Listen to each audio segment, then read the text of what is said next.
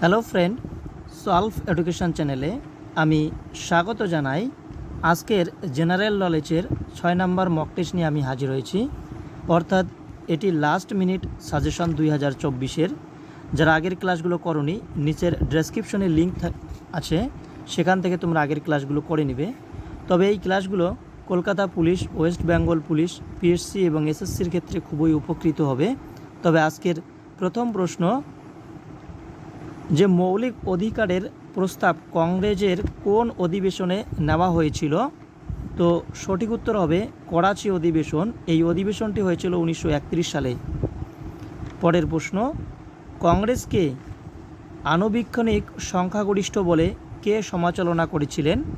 তো সঠিক উত্তর হবে লর্ড ডাফরিন।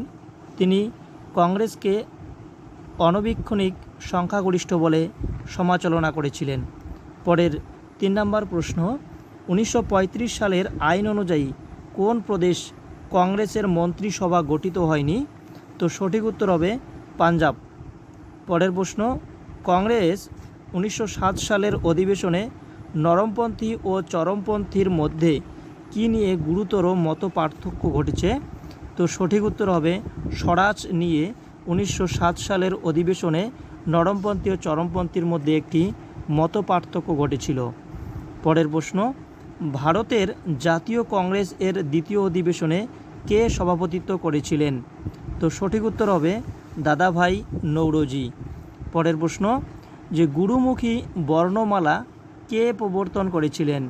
তো সঠিক উত্তর হবে গুরু অঙ্গদ। তিনি গুরুমুখী বর্ণমালা প্রবর্তন করেছিলেন। পরের প্রশ্ন, শের শাহের প্রকৃত নাম কি ছিল? তো সঠিক উত্তর হবে ফরিদ খাঁ। শের শাহের আসল নাম ছিল ফরিদ খাঁ। পরের প্রশ্ন, কোন বছর মোহাম্মদ বিন কাসিম সিন্ধু দখল করেছিলেন? তো সঠিক উত্তর হবে 712 খ্রিস্টাব্দে তিনি সিন্ধু দখল করেছিলেন। পরের প্রশ্ন, বছরে 2 বার বৃষ্টিপাত হয় কোথায়? তো সঠিক উত্তর হবে করমণ্ডল উপকূলে বছরে 2 বার বৃষ্টিপাত হয়ে থাকে। পরের 10 নম্বর প্রশ্ন, পশ্চিমী ঝঞ্ঝা উদ্ভূত হয় কোথা থেকে? তো সঠিক উত্তর হবে ভূমধ্য সাগর থেকে পশ্চিমী ঝঞ্ঝা উদ্ভূত হয়। পরের প্রশ্ন, কপিলধারা জলপ্রপাত এর অবস্থান কোন নদীর উপর? তো সঠিক উত্তর হবে নর্মদা নদীর উপর কপিলধারা জলপ্রপাত অবস্থান করেছে। পরের প্রশ্ন, দামোদর নদীর উৎপত্তি হয় কোথায়? তো সঠিক উত্তর হবে ছোটনাগপুর মালভূমিতে দামোদর নদীর উৎপত্তি হয়। পরের প্রশ্ন, গঙ্গার একটি উপনদীর নাম লেখো। তো সঠিক উত্তর হবে সুবর্ণরেখা গঙ্গার একটি উপনদী। পরের প্রশ্ন, ভারতের মধ্যে নিচের কোন নদী হিমালয়ের অধিক প্রাচীন? তো সঠিক উত্তর হবে শতদ্রু নদী হিমালয়ের অধিক প্রাচীন। পরের প্রশ্ন, ভারতের স্টেপ জলবায়ু দেখা যায় কোথায়? তো সঠিক উত্তর হবে রাজস্থানের পূর্বাংশে স্টেপ জলবায়ু অঞ্চল দেখা যায়। পরের প্রশ্ন, বারাকর নদীর প্রধান শাখা নদীর নাম লেখো। তো সঠিক উত্তর হবে দামোদর। পরের প্রশ্ন, মৌর্য বংশের প্রতিষ্ঠাতার নাম কি ছিল? তো সঠিক উত্তর হবে চন্দ্রগুপ্ত মৌর্য হলো মৌর্য বংশের প্রতিষ্ঠাতা। পরের প্রশ্ন, কোন প্রাচীন গ্রন্থে বর্ণপ্রথার প্রথম উল্লেখ পাওয়া যায়? তো সঠিক উত্তর হবে ঋগ্বেদ। পরের প্রশ্ন, ভারতের কোথায় আর্যরা প্রথম চিরস্থায়ী বসতি স্থাপন করেছিলেন? তো সঠিক উত্তর হবে পাঞ্জাব। পরের প্রশ্ন, বৃহৎ স্নানাগার দেখতে পাওয়া যায় কোথায়? সঠিক উত্তর মহেঞ্জোদারোতে বৃহৎ স্নানাগার দেখতে পাওয়া যায়। পরের প্রশ্ন, গুপ্ত বংশের কোন রাজা লিচ্ছবি দহিত্র নামে পরিচিত ছিলেন? তো সঠিক উত্তর হবে সমুদ্রগুপ্ত। তিনি গুপ্ত বংশের একজন রাজা। তিনি লিচ্ছবি দহিত্র নামে পরিচিত ছিলেন। পরের প্রশ্ন, সমুদ্রগুপ্তের সভাকবির নাম কি ছিল? সঠিক উত্তর হবে হরিসেন।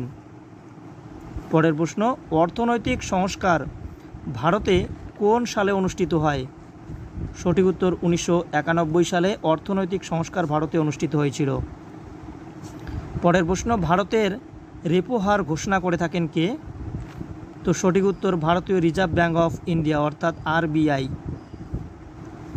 পরের প্রশ্ন, প্রথম ভারতীয় শ্রম কমিশন কত সালে গঠিত হয়? সঠিক উত্তর 1966 সালে প্রথম ভারতীয় শ্রম কমিশন গঠিত হয়। পরের 26 নম্বর প্রশ্ন, কোন ভিটামিন মানুষের প্রস্রাবে নির্গত হয়ে থাকে? সঠিক উত্তর ভিটামিন সি। পরের প্রশ্ন, কিতাব উল রাহলা এই বইটি কার লেখা? সঠিক উত্তর ইবেন বতুতার লেখা।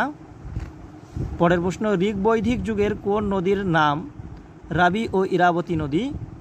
তো সঠিক উত্তর হবে পুরুষিনী। পরের প্রশ্ন, মুখ্য নির্বাচন কমিশন কার দ্বারা নিযুক্ত হয়ে থাকেন? সঠিক উত্তর রাষ্ট্রপতির দ্বারা নিযুক্ত হন।